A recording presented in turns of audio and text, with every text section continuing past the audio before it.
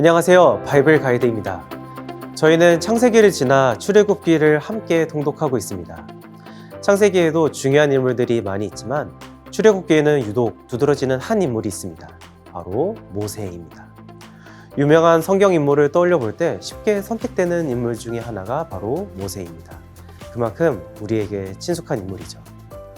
모세에 대해서 장편 애니메이션으로도 만들어졌고 또 그의 대표적인 사건인 홍해가 갈라지는 그 모습은 영화의 소재로도 사용될 만큼 모세는 세상에서도 매우 익숙한 인물입니다. 모세는 단순히 익숙한 인물임을 넘어서 매우 중요한 인물인데요.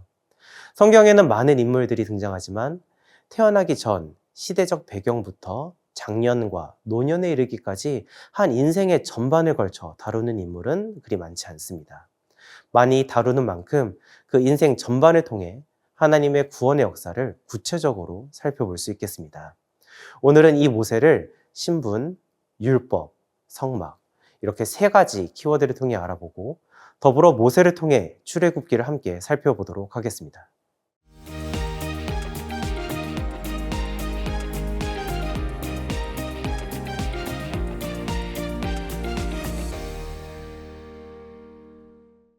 모세는 120년의 인생을 살았습니다. 그리고 그 인생은 정확하게 3등분되어 큰 변화를 맞이했습니다. 태어난 순간부터 모세는 역동적인 삶을 살았습니다.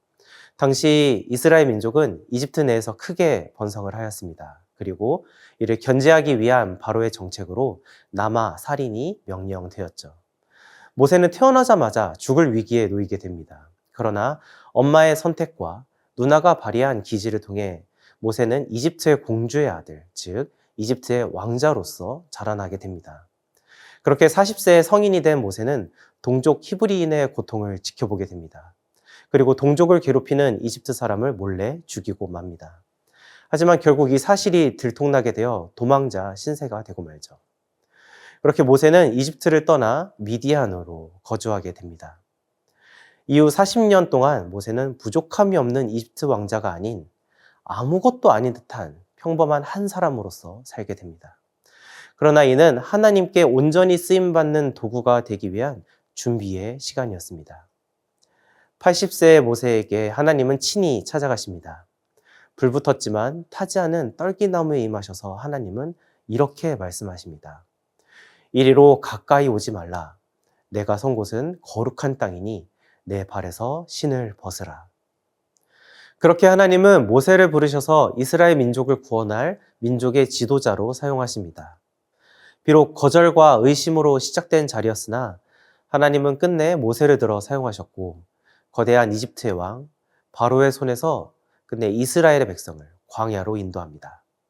그리고 약속하신 땅인 가나안으로 나아가는 이스라엘 1세대를 책임지는 이스라엘 민족의 지도자로 나머지 인생을 살아갑니다.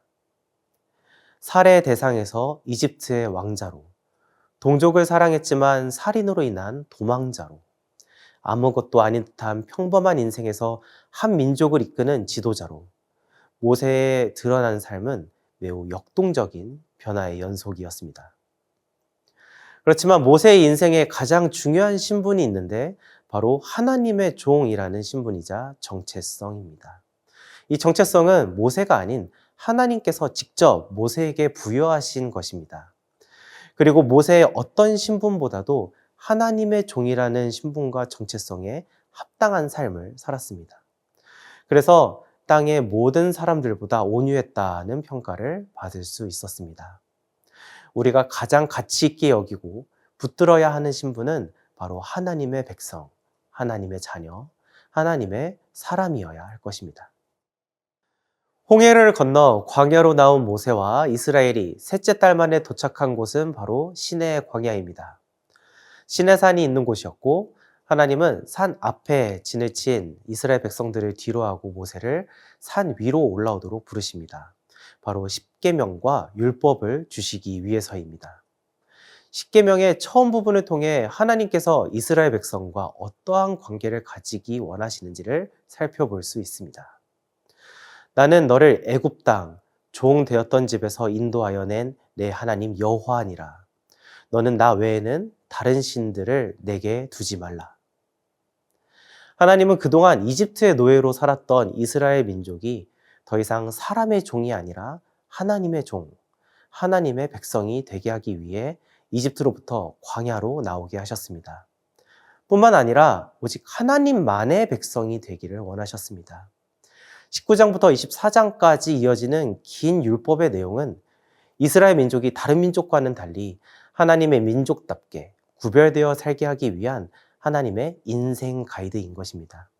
십계명은 그러한 율법의 핵심인 것이고요. 그리고 이 율법은 법이자 하나님과의 언약 사항이기도 했습니다. 너희가 내 말을 잘 듣고 내 언약을 지키면 너희는 모든 민족 중에서 내 소유가 되겠고, 하나님의 소유된 백성이 이스라엘을 대표로 모세는 율법을 하나님께 전달받았습니다. 그리고 이 율법은 이스라엘의 근간이 되었습니다. 후에 사사시대를 거쳐 왕국시대, 분열 왕국시대를 지내고 아수르와 바벨론의 포로가 되어 결국 이스라엘이라는 나라는 사라지게 됩니다.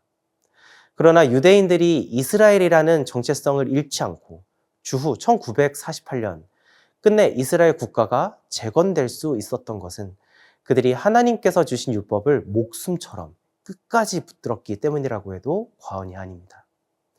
예수님은 모세가 받은 율법을 이 땅에서 완성하셨습니다. 그리고 다시 정리해서 우리에게 명령하셨습니다.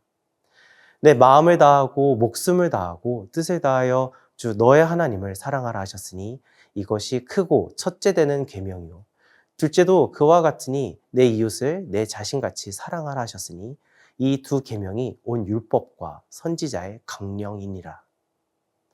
모세가 받아 이스라엘에게 전달한 율법과 십계명이 이스라엘의 근간이 되었듯이 예수님께서 우리에게 주신 사랑의 명령 또한 우리의 인생에 또 교회 공동체의 근간이 되어야 할 것입니다. 이스라엘에 대한 하나님의 인도하심은 매우 실제적이었습니다. 광야에서 하나님은 이스라엘 백성들을 불기둥과 구름기둥으로 인도하셨습니다. 수백만의 이스라엘 백성들은 기둥이 움직이면 함께 움직였고 기둥이 멈추면 그곳이 어디든 멈추었습니다. 이스라엘에게 있어 기둥은 하나님의 임재와 인도하심 그 자체였습니다. 하나님 또한 이스라엘 가운데 항상 거하시기 원하셨습니다. 그래서 하나님은 모세에게 성막을 지을 것을 명령하십니다. 성막은 우선적으로 이스라엘 백성들이 하나님께 제사드리기 위한, 예배하기 위한 장소입니다. 하지만 그 이전에 성막을 통해 이스라엘 백성들은 하나님의 임재를 알 수 있었습니다. 구름이 회막에 덮이고 여호와의 영광이 성막에 충만하매. 모세가 성막 건축을 마치자 하나님의 영광이 성막에 충만하게 임했습니다. 그리고 이스라엘은 하나님의 영광을 따라 광야 생활을 하게 됩니다. 이렇게 하나님께서는 이스라엘과 함께 동행하는 관계를 가지셨습니다. 그러나 그 이전에 하나님은 먼저 모세와 동행하셨습니다. 떨기나무에 임하셨던 하나님은 이후 모세의 일생 동안 언제나 동행하심으로 모세를 인도하셨습니다. 모세에게 있어 하나님의 인도하심은 실제였기 때문에 그 역시 이스라엘을 하나님께로 인도할 수 있던 것입니다. 신약 시대에 살고 있는 우리는 성령 하나님과 동행할 수 있게 되었습니다. 그는 진리의 영이라 세상은 능히 그를 받지 못하나니 이는 그를 보지도 못하고 알지도 못함이라. 그러나 너희는 그를 아나니 그는 너희와 함께 거하시며 또 너희 속에 계시겠음이라.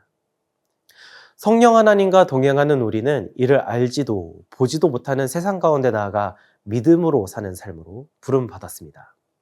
하나님과 동행하였던 모세가 삶을 다해 이스라엘을 인도했듯이 우리 역시 움직이는 교회에 되어서 하나님과 동행하는 삶으로 그렇지 못한 한 영혼을 주님께로 인도하기를 소망합니다.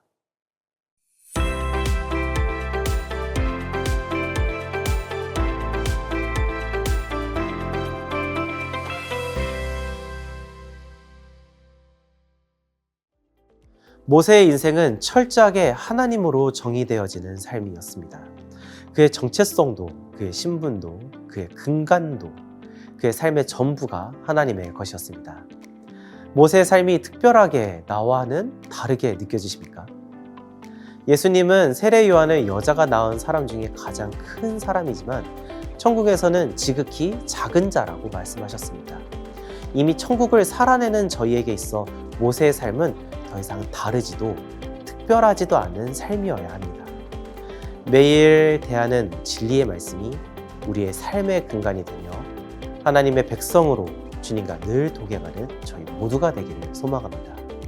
출애굽기 말씀을 읽을 때 하나님의 임재가 충만히 경험되시기를 바랍니다.